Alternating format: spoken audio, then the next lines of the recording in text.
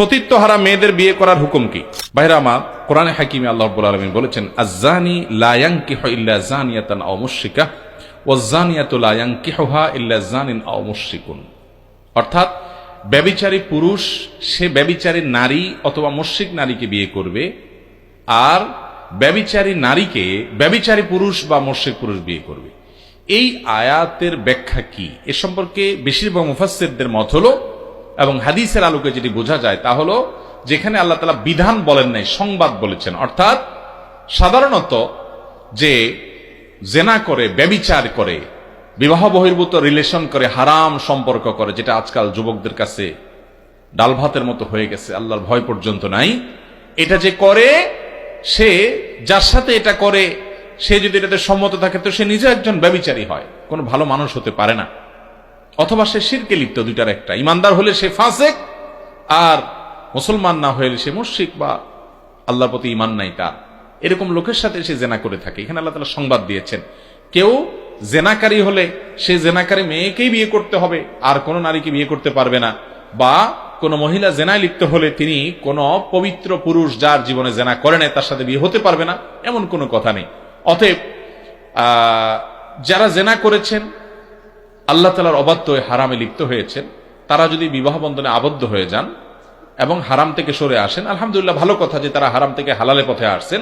এখন তাদের কাজ হলো আগের কৃতকর্মের জন্য আল্লাহর কাছে মাপ চাওয়া, যে আল্লাহ, বিয়ের আগে আমরা যে জেনা করেছি আপনি সেটাকে মাফ করে দেন, আর জীবনে আমি পুরুষ হয়ে কোনো নারীর সাথে, নারী হয়ে কোনো পুরুষের সাথে কোনো হারাম সম্পর্ক করব না।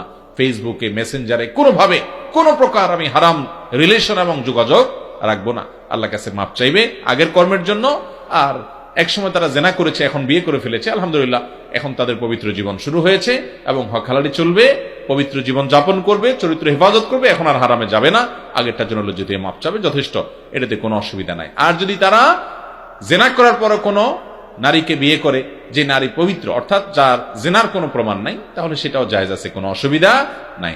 আমাদের অনেক ভাইরা আছেন, অনেক বোনরা আছেন, এখানে ভুল বোঝেন। তারা মনে করেন যে আমি যেহেতু নিজে জেনায় লিপ্ত হয়েছি, অনেক যুবক এরকম বলে, অনেক যুবতী এরকম বলে, যে সে নিজে যেহেতু খারাপ এই জন্য সে মনে করে আমার সাথে যেটা আসছে আমার জীবনে এটাও বোধহয় এই দলেরই হবে। মনে মনে বউয়ের প্রতি খারাপ ধারণা করে, আছে না নাই? এটা ভুল কথা। আল্লাহর নবী লূত আলাইহিস সালাম আল্লাহর নবী ছিলেন, অথচ ওনার ঘরে যে স্ত্রী ছিল তিনি, তার চরিত্র ভালো ছিল না। তাহলে ভালো মানুষের ঘরে খারাপ মানুষ থাকে। আবার ফেরাউনের মতো খারাপ মানুষ, তার ঘরে আল্লাহ তাআলা আসিয়ার মতো নেক স্ত্রী দিচ্ছেন না, দেন নাই?